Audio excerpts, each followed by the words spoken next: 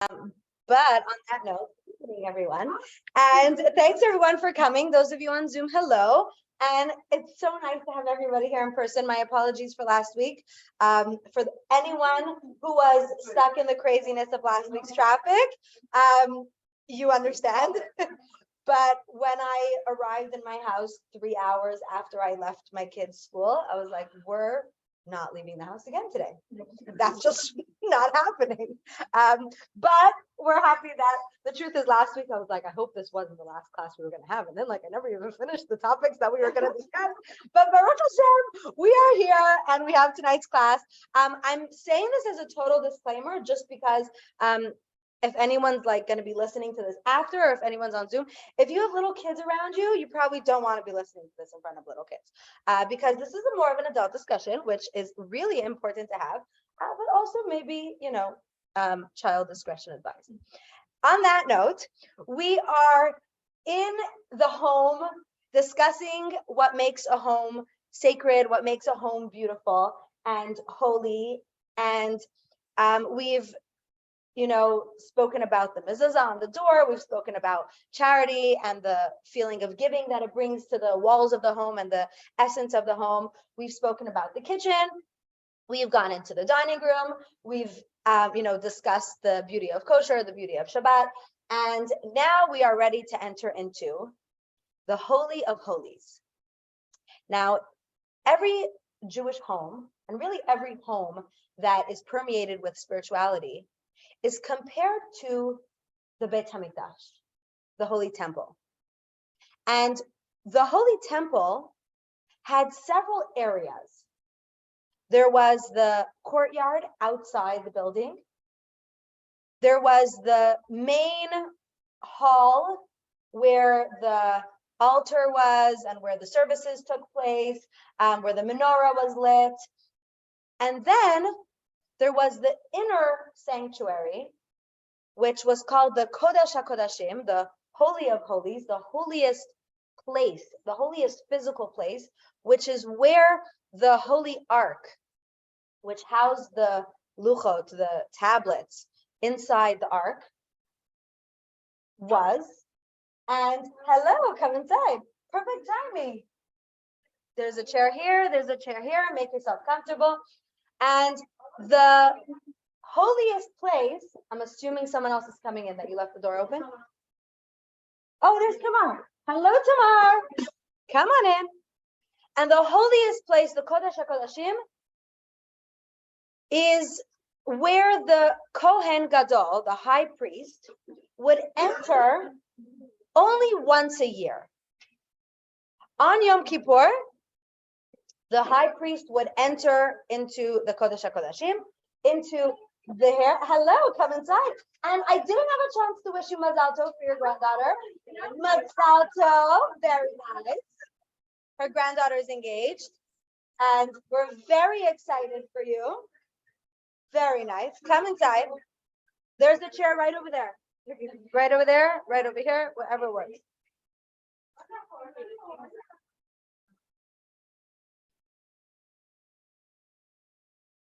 There we go. Perfect. Excellent. So, as we were saying, so the temple, the holiest place in the temple was the Kodesh HaKodashim, the Holy of Holies. And our homes are each small little representation of the Holy Temple. What is the Holy of Holies? The Kodesh HaKodashim, the most sacred and holy and spiritual room in a Jewish home. It's the bedroom. The bedroom, the master bedroom, is compared to the Holy of Holies. So before we even get into, exploring the bedrooms, let's see what took place. What was the presence of the Kodesh HaKodashim, the Holy of Holies, so we can understand how that compares to our own homes. So on Yom Kippur, the holiest day of the year, after the high priest immersed in the mikveh several times and went through a series of services to prepare for the sacred moment of entering into the holy chamber, wearing pure white clothing, simplistic, without any distractions, without any impurities. The Kohen Gadol would enter into the Kodesh HaKodashim and he would perform the service, which was a union between him and God, representing the Jewish people, praying on behalf of the Jewish people, and really forming this incredible oneness with God. When else do we hear about any activity that took place in the Kodesh HaKodashim? We know that when God's voice was heard in the temple, God's voice was heard coming out of the Holy of Holies. So we see that this is a place where, even though we know that Hashem's presence is everywhere, and we all know the song, Hashem is there, Hashem is here, Hashem is truly everywhere, right? So Hashem is everywhere, but God's concentrated presence was most felt in the Kodesh HaKodashim. Now we juxtapose that extreme holiness with a bedroom. But when we look at marriage and intimacy and the union between a husband and a wife, according to the Torah perspective, we actually see that this is the closest a human being can get to being godly. What can God do that a human being cannot do? Well, many, many things. But if we really boil it down to something that God does that a human being cannot do, creates. God creates. A human being cannot create.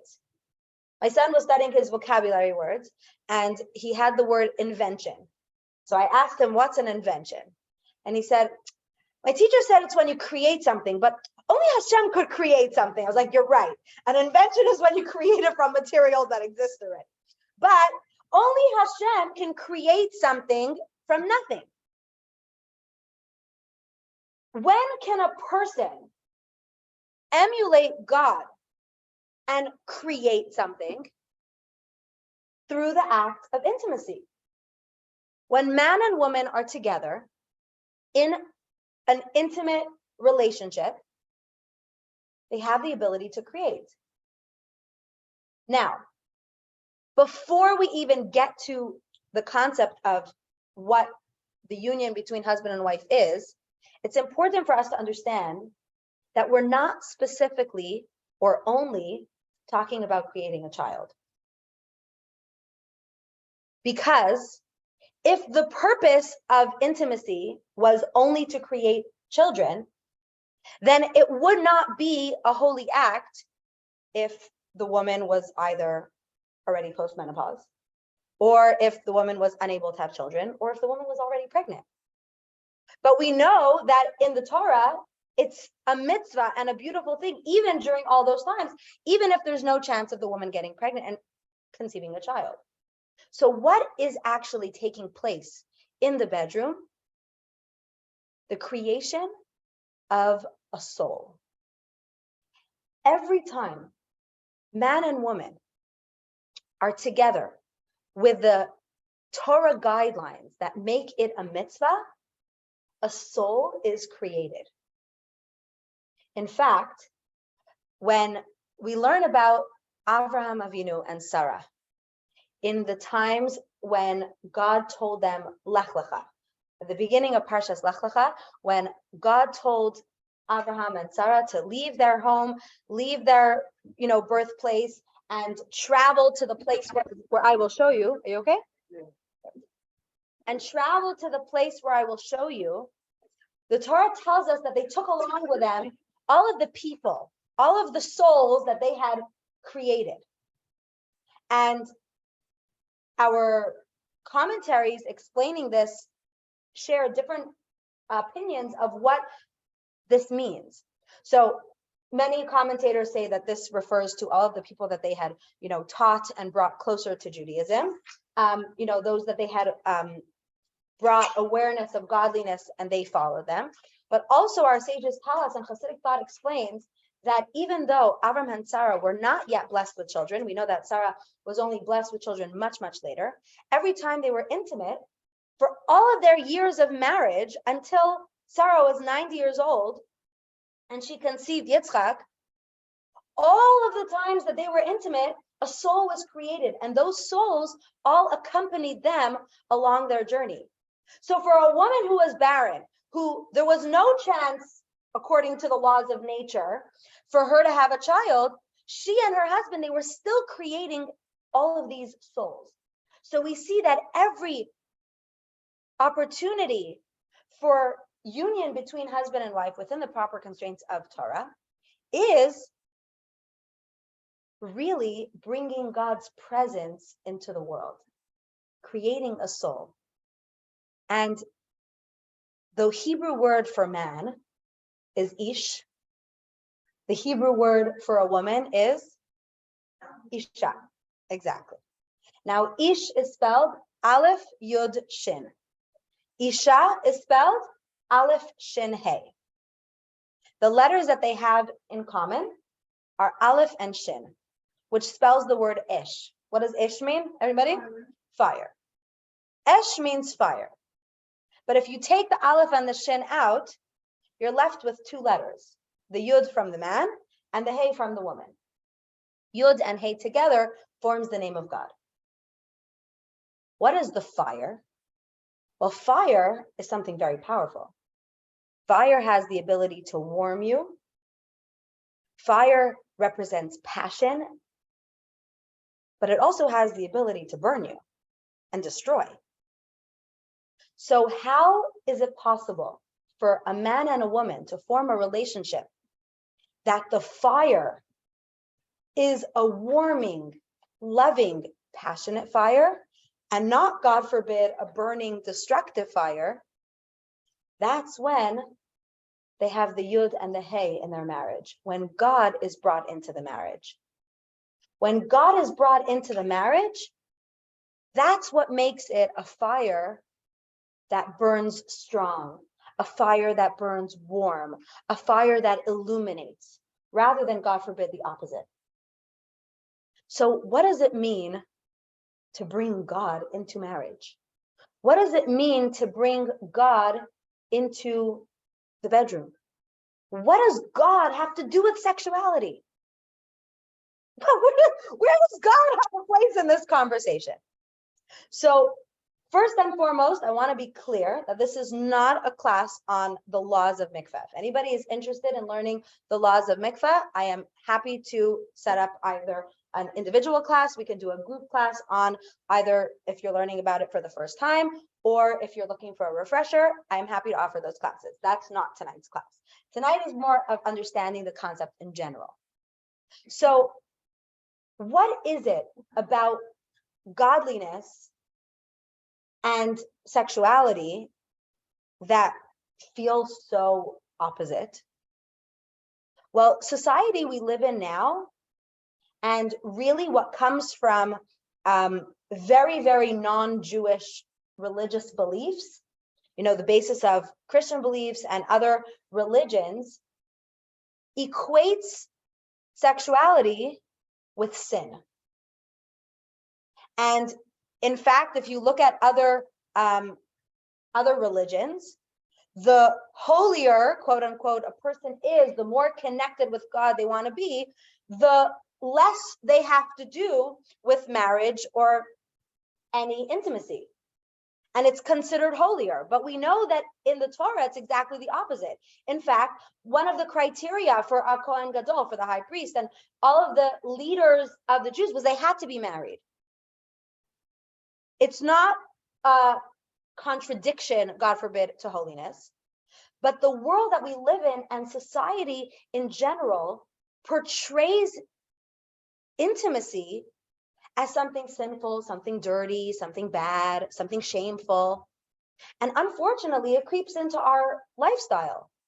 And it has the ability to really mess with the right mindset.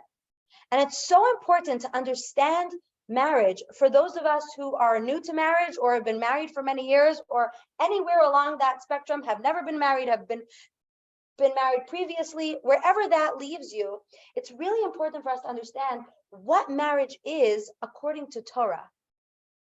First of all, for a person's own personal understanding, and also to be able to transmit that feeling to one's family members, one's children, and just have a deeper understanding of Torah knowledge. So when a man and a woman are connected, and the Torah really discusses the union of Adam and Chava, Adam and Eve, the first time they were united and they were connected in the Garden of Eden, it's portrayed as something so beautiful. It's portrayed as something so positive. In fact, what does the Torah say? That after God created Adam, God said that it's not good for him to be alone. He needs a partner. And so God created Chava. And then God brought them to each other. God was the matchmaker. There was nobody else there. So, they couldn't be too picky. So God was the one who brought them together. And then the Torah tells us that what is the mitzvah of marriage? That when two people are ready to get married and ready to be in an intimate relationship, they have to leave their homes, their parents, wherever they grew up, and they have to cleave to one another. Now, that doesn't mean that you dismiss all of your previous relationships, but it means that no other relationship has the same value that you place on your relationship with each other, which basically tells us that this is the most important relationship in your life, which is something so positive and something so beautiful and something so meaningful. It's also something that requires a lot of work, because as we know, if we want something good to be lasting and permanent, we have to put effort into it. So marriage is the most beautiful potential for a relationship, but it's also the most difficult one. Anyone who has any experience with marriage, I'm not going to make you raise your hands, but come on, it's hard work, right? But what is it that makes a marriage holy? What is it that makes a relationship between two people godly and spiritual? And what is it that makes the moment of intimacy between a man and a woman actually a mitzvah? Well, there are three things that need to be in place. To put it simply, sex can be the biggest sin or the biggest mitzvah. It all depends on three things: who you're with, where you are, and when you're doing it. That's pretty much it. If you're with the right person, in the right place, at the right time, it's the biggest mitzvah. Wrong place, wrong person, wrong time? Not exactly. Why is it? In fact, there are three cardinal sins. In the Torah, there are three averot, there are three sins that a person is not allowed to transgress, even if it means giving up their life. There are three sins. In a time, if a person, put whatever situation, gun to your head, unless you do this, eat a cheeseburger, you can eat a cheeseburger to save your life, if that's the situation.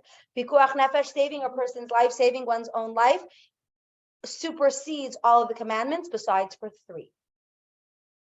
The first one is avodah zarah, idol worship.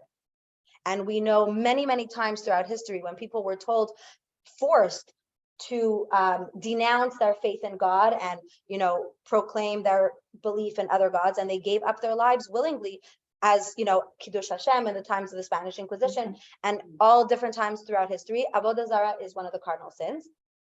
Murder is one of the cardinal sins as well. Unless it's self-defense, if a person tells you murder this person or I will kill you, you're not allowed to murder another person to save your own life. And the third one is Giloi Arayot. Giloi Arayot means adultery or forbidden marriage or incest, which basically means marrying someone and being intimate with someone that the Torah forbids you to be with. So we see that something of a sexual nature is considered the biggest sin.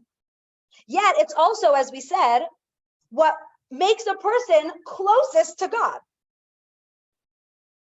How is that possible? Well, everything in the world has its opposite extreme. Tanya says, that everything that exists has its contrast. So whatever is holy has its opposing impurity. Whatever is good has its opposing negative force in the world. And the more holy something is, the more potential for filth and sin it also has. So because this is a mitzvah that is of extreme holiness, that's how it's possible for it to be dragged all the way down into the mud so far deep. So it's really important that we're aware of the great holiness of it so we can understand what's so amazing and beautiful and spiritual about this experience and how low a person can stoop, God forbid, if they go the opposite extreme. So we're not going to get into the discussion of the right person. Every person knows who their right person is for them. The Torah law is within the confines of marriage, and everyone should be blessed to find the right one for them in the right time. What is the right place and the right time? What does that mean? So Torah has a system for marriage. It's a system. I don't look at it as a mitzvah all on its own, but rather it's a system. It's a structure to our marriage. And the structure actually reflects one of the blessings that we say under the chuppah. When we say the blessings under the chuppah, wishing all of the blessings for the bride and groom, we wish the bride and groom that they should have a loving relationship. And there's many words for love that are used in this blessing. We have ahava, achva, shalom, v'reut. They all loosely translate as love. But ahava means love in its original sense. Achva, say again? So achva is not brotherhood, but it's a different form of love. Shalom is peace, and reut is friendship. So we're wishing the bride and groom that they should be loving, they should be lovers, they should have peace, and they should be friends. Now, let me tell you something.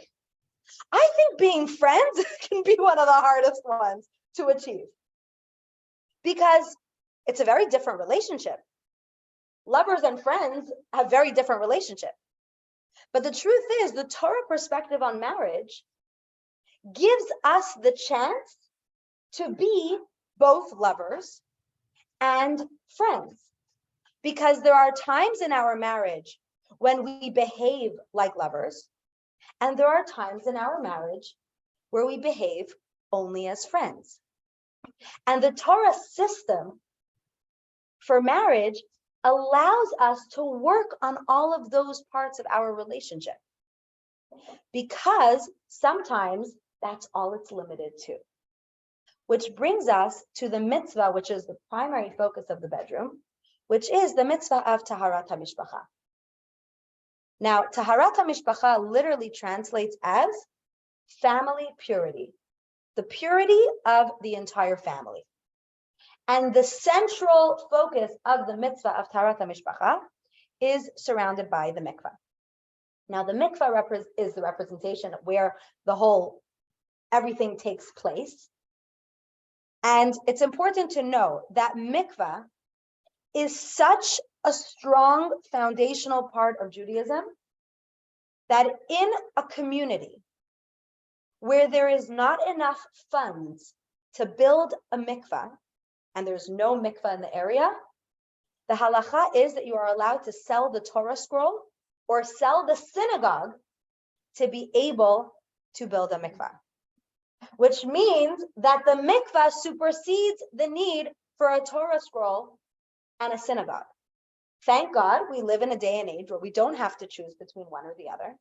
And we are blessed to have many beautiful mikvahs here in the area, very close by. And the mikvah is the place where the tahara, where the immersion of purity takes place. But when we understand the concept of tuma and tara, it's important to know that there is no right English translation for these words. I actually hate translating them. And when I learn with brides or with women who are preparing to get married, I hate translating it because the English word just doesn't do it justice. Loosely translated, the word tuma or tameh means impurity or impure.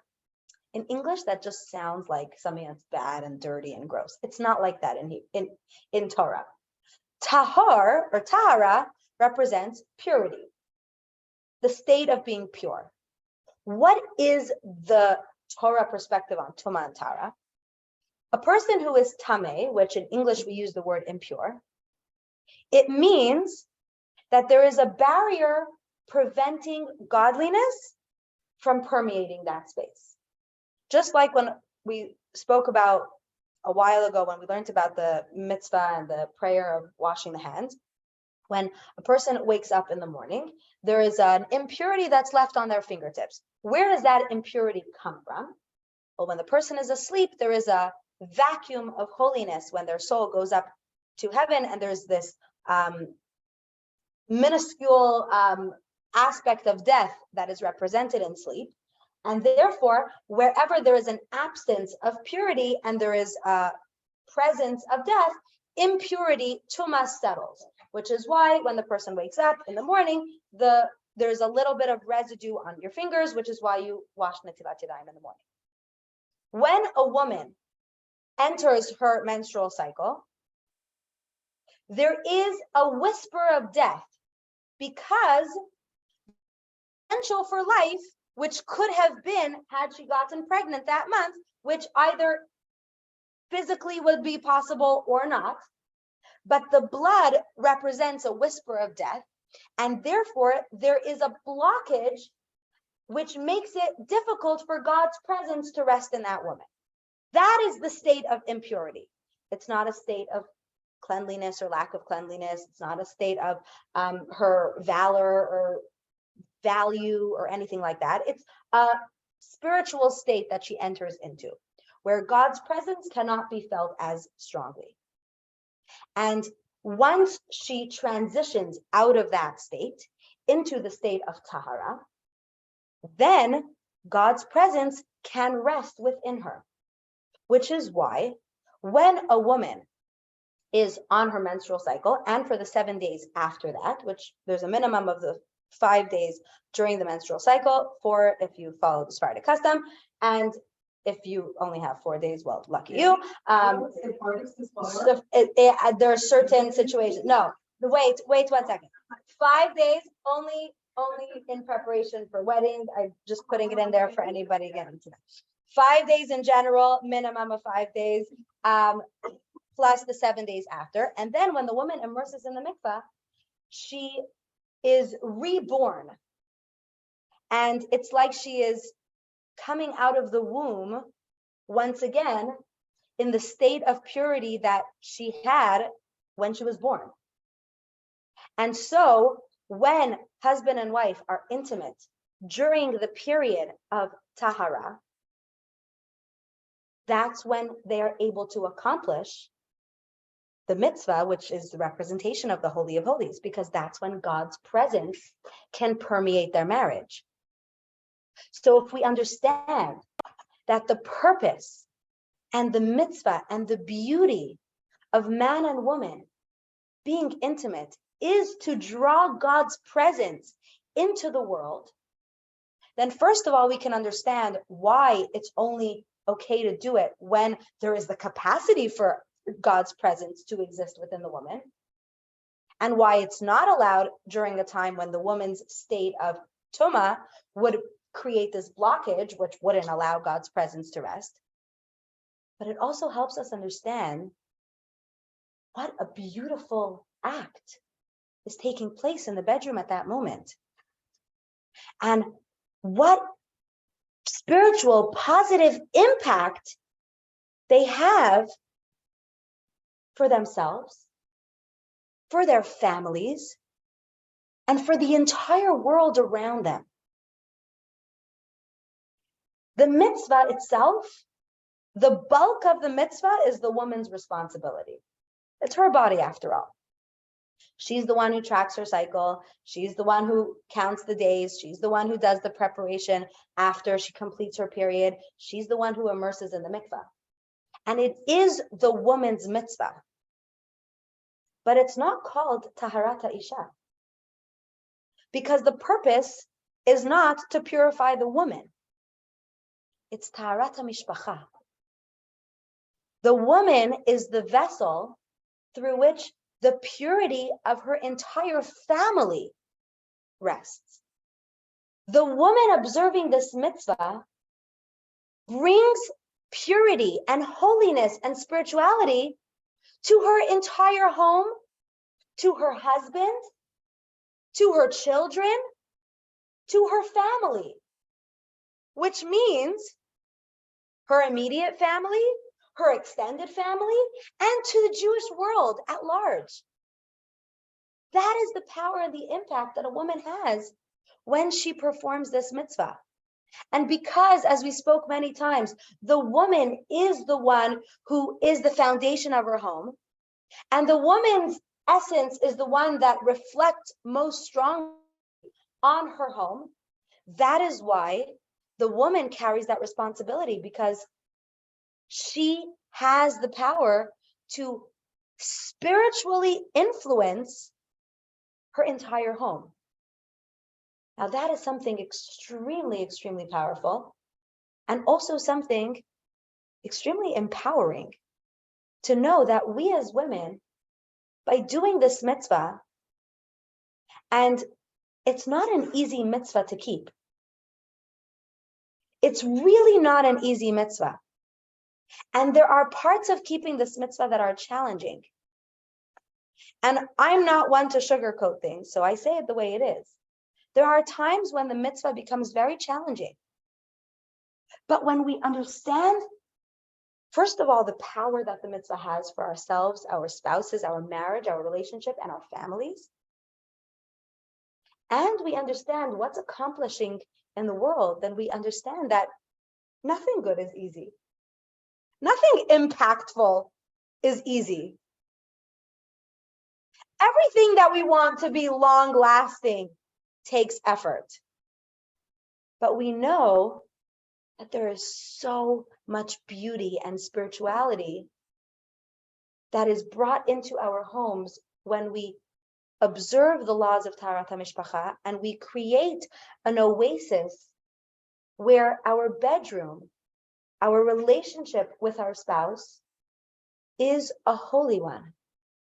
It's one that we cherish, and it's one that we bring God into. I remember when I was, must have been the year after I was in high school, I was listening to a class, and I was definitely not married then.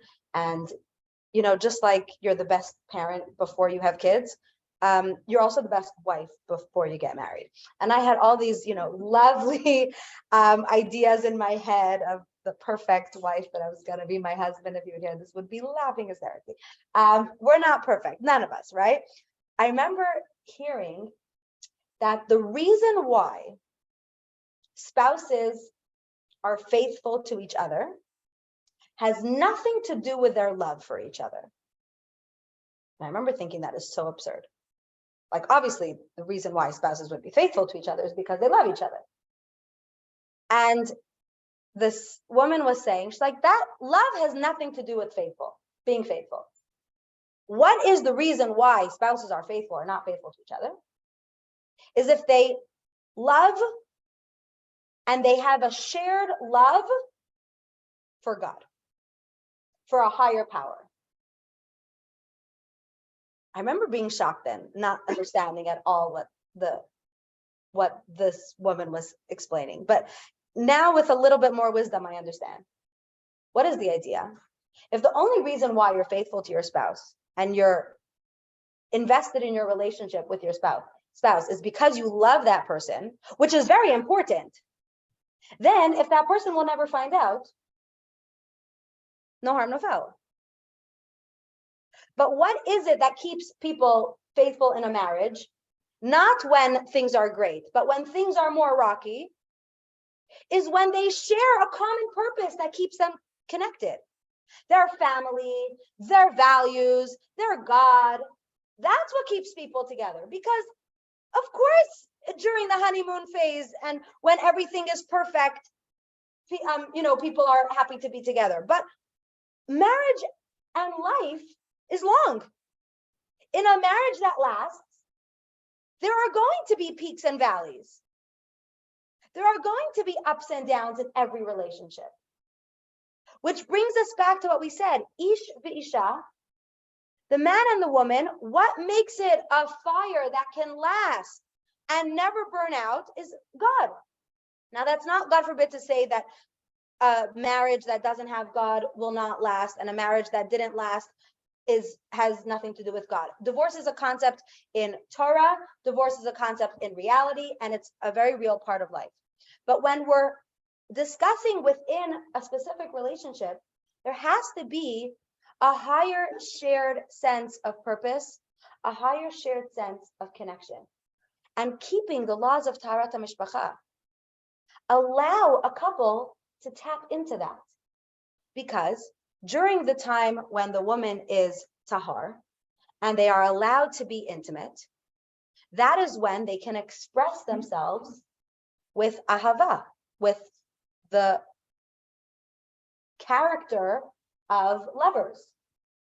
But then comes the period which we call nida, or when the woman is nida or tameh, during the time when she's on her menstrual cycle and for the 7 days after that. And physical intimacy is not allowed, and physical forms of affection are not allowed, and there are many restrictions that are put in place during that time. So what does that mean? Do they separate? No. Exactly. That's when they work on their friendship.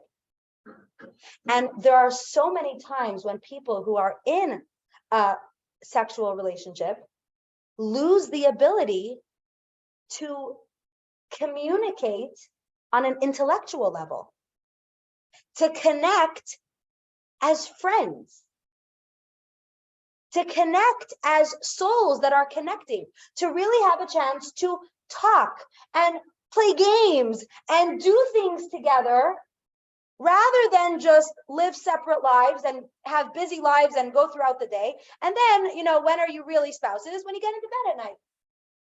But the fact that in the time of nida, the sexual aspect of the relationship is off the table, there are other forms of communication that come into play and get strengthened. And in the typical structure of a woman's during her childbearing years, or during the time when she's menstruating, there's going to be, other than the times when she's pregnant, which unless the woman is bleeding for whatever reason, the woman's not getting her period, she will be tahor for an extended period of time. The 2 weeks on, 2 weeks off nature of the system of this marriage allow for a really good balance of lovers and friends, allow for the balance of physical connection and intellectual connection, emotional intimacy and physical intimacy, connecting and communicating with bodies and with minds and souls. And this provides the framework for the most sacred and beautiful relationship, because it allows it to be a wholesome, beautiful relationship. That being said, once a woman enters the state of her life where she no longer is getting her period, that is a new era in the relationship, where at that point, if it's a new marriage later in life, then there are certain, aspects that come along with that. But when the woman has reached that age of maturity in her life, and the couple is already used to communicating on an intellectual level, on an emotional level, then the need for the separation goes away. And there is a new dynamic within their relationship in that phase of their life. But when husband and wife are intimate within the boundaries and the structure of this system of Taharat HaMishpacha, the power and the potency of spirituality that they create for their home, for their family, is stronger than anything else.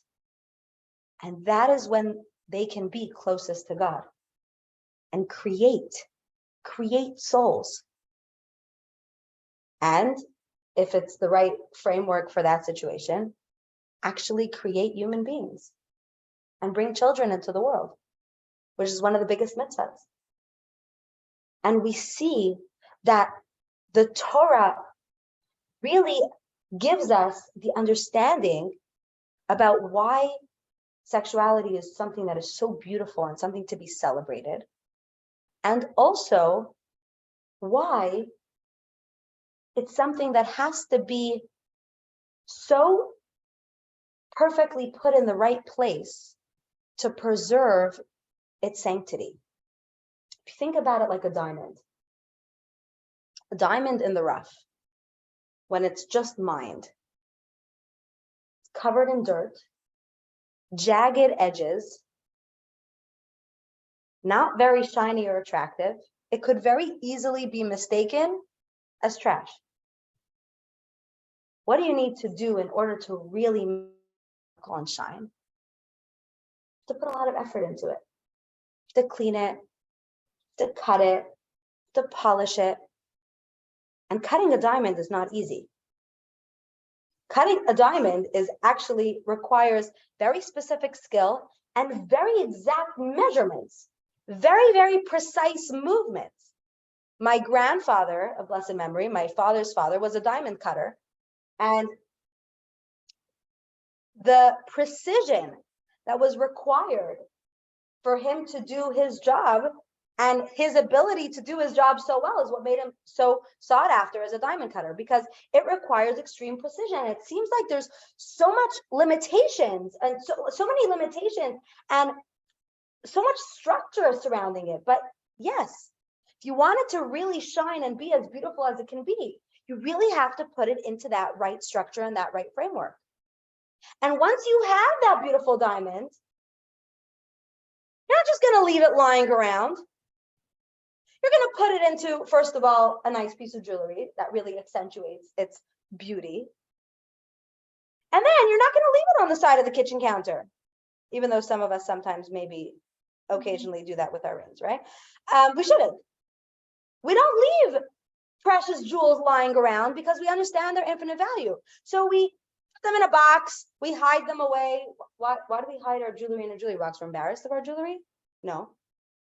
Because we recognize its value, we want to preserve it. The same as with our intimacy, which brings us to what is the right place.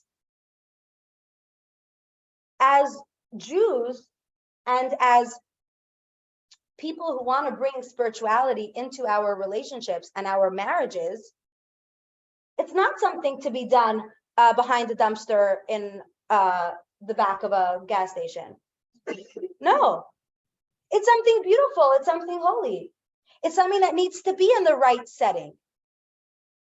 It's something that should be done in the bedroom, in our home, whether it's in your home or wherever you are, but within the confines of a place that is the right setting, that you would be proud for God's presence to be in that space. So when our bedrooms are a place where we are happy to welcome God, both because of the home that it is in and because of the behavior that we exhibit during the time of intimacy, That is the beautiful setting that brings God's presence into our relationship and affects one another, which is also why there are many, many halachot and laws regarding what is allowed, what's not allowed with regards to, intimacy, which we're not going to get into now. But one of the most interesting things that people don't necessarily know is that a husband and wife are not allowed to be intimate if they're angry with each other. If they are upset at each other, it's not the right time. Why? Even after the mikvah. First, have a conversation. Even after the woman goes to the mikvah. If you're mad at your husband, never happens ever. Or if your husband's mad at you, which definitely never happens, intimacy is not the solution. First, have a conversation. First, speak to each other lovingly. First, make up. Then, get into bed. Why? Because the act of intimacy should be done in a positive framework. God does not rest when there is a lack of peace. God doesn't make his presence felt when there is discord or lack of harmony.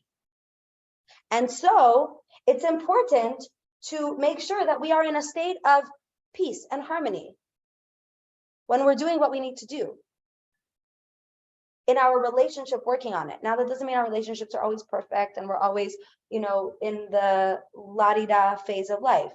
But basic ability to communicate and to be kind to one another and to speak kindly to each other. In fact, the Torah tells us that, when man and woman get married, in the Kesubah it is written what the man owes the woman and what he is responsible for. He's responsible for her physical needs, to provide her with clothing and to provide her with shelter and provide her with love and affection and intimacy. And the Torah talks about the fact that the man should speak to the woman and appease her and make her feel comfortable and make her feel loved. It's not just a physical act, but that the feelings have to be positive. Why is it so important that the feelings be positive? Because this is the right setting for God's presence to be felt. And when it is done in a positive way, it has the ability to bring man and woman close together in a way that is beyond any other relationship. God forbid any act of intimacy, any act of sexuality that is done either without consent, God forbid, or with friction, and when one party is not happy about it, or I'm not even talking about, God forbid, if someone is being forced or anything like that, but even within a happy marriage, positive feelings need to exist before there could be intimacy in order for there to be the possibility for it to bring them closer together. And that's when it creates a fire that warms and illuminates and has lasting embers, rather than, God forbid, a fire of burning and destruction. So we see that the bedroom is the place where the potential for the most holiness in our homes. And the Torah tells us that a child that is conceived within the structure of Taharat HaMishpacha has infinite blessings. And as well, when a woman goes to the mikvah, even if she was not going to the mikvah before she became pregnant, or even if a woman goes to the mikvah as a one-time thing after she's already past menopause, it brings retroactive blessings for her children, which tells us that the purity and the holiness that she brings into her home has so much value and so much potential that it can even be retroactive. Now that's pretty cool science, I gotta say. And that tells us how much potency for spiritual impact this mitzvah has. So I encourage everyone, whatever state of life you are in, to bring this mitzvah into your life with a little bit more strength, with a little bit more appreciation, or a little bit more observance, and however that looks like for you in your life. And I just want to share a beautiful story that I heard about a woman who was giving a talk for couples about marriage, and she was discussing Torah mishpacha and intimacy in general. And she was approached after this class by a couple, and they were, they had been sitting next to each other during the class, and they were doing whatever they were doing during the class. And they had a question. They said, we keep the laws of Torah mishpacha. The woman said, I go to the mikveh and everything, and we don't see blessing in our marriage. We really don't get along. We're not happy. And this woman said, first of all, nothing's a guarantee for anything in life. I didn't come here and say that everything is a guarantee for a perfect marriage. But when was the last time you learned the laws? When was the last time you strengthened your, observance of the laws? And by the way, we're like, which synagogue are you affiliated with, or anything? Like, maybe you can find a class to learn the laws more in depth. So they said, actually, we're not from here. We're on vacation, and we're staying at a nearby hotel, but we live somewhere there. And she said, oh, it's so nice, you're on vacation. I hope you're using this time. She's like, yeah, but it's like the most unromantic vacation because, I'm Nida now anyways. So it's really not a romantic vacation. And the woman said, listen, I'm not going to pry into your business, but I see the way you're interacting with each other. And, from the way that you're touching and leaning on each other or whatever they were doing, you might benefit from learning the laws of what is allowed and what's not allowed during the Nida period. If you're telling me that you're Nida, there are certain things that you could do. And they listened. They said, okay. This woman got an email from the woman who had approached the speaker a few months later, and she said, I want to tell you something. After we left the class, we were thinking to ourselves, I don't understand.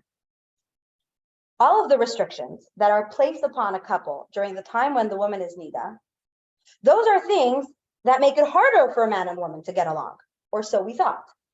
All of the things you're not allowed to do and make it harder for the couple to not fight and everything, because they can't, they can't touch, they can't hug, they can't kiss, they can't do all these different things, and it makes it harder. So we thought that if we do things, even if we're not allowed to do them, that'll strengthen our marriage because, at least we're being physically affectionate. But we decided to take your advice, and we decided to really keep all of the boundaries. And our marriage has gotten so much better. And she shared that the fact that they had to really focus on not touching and hugging and kissing and doing all those other things that are not allowed during the time of Nida, when she went to the mikveh, they appreciated it so much more. And it brought so much beauty into their marriage. And at the same time, because they were not doing any of those other things, they actually started talking to each other. And they actually started communicating and solving their arguments with rational discussions rather than just whatever they would do to, kiss and make up. But they would just discuss things, and it changed their marriage completely. And she said, what I thought was making my marriage harder was actually what was stopping my marriage from being as healthy as it could have been. Why am I sharing this? First of all, for us to understand that there are no guarantees in life. There are people who keep the laws of Torah mishpacha to perfection and struggle in marriage. We don't understand why God gives people certain struggles. But we do know that when God gives us a mitzvah and a structure for our lives, God is the one who created us. God created men, God created women, God created the concept of marriage, God created our communication styles. And if God is the one who is giving us the system and telling us, do this, it gives you the best chance at a healthy marriage. We know that God has a pretty good track record. He keeps his promises. And God created us pretty well, pretty intricately. So when we create the space within ourselves to bring this mitzvah into our lives in the best way possible, we're giving ourselves and our relationship the best chance at being healthy, at being wholesome, and for God's presence to rest within our souls, our families, and in our homes. So on that note, l'chaim, to being able to bring God's presence into our homes, to be able to bring God's presence into our relationships. For anyone who is waiting for the blessing of a marriage, they should be blessed. For anyone who needs the blessing of peace and happiness and health within their marriage should be blessed. And ultimately, the marriage between a husband and wife is a representation between a Jew and God. And so we should experience the ultimate marriage between the Jewish people and God with the coming of Mashiach, when we will actually have the Holy Temple and the Beit HaMikdash and be able to have the Holy of Holies, not just in our bedrooms, but in Jerusalem as well. And I want to end by saying, if anybody does want to learn these halachot more in depth, I'm here. If anyone has any questions, please feel free to ask or share or anything. Yes, let me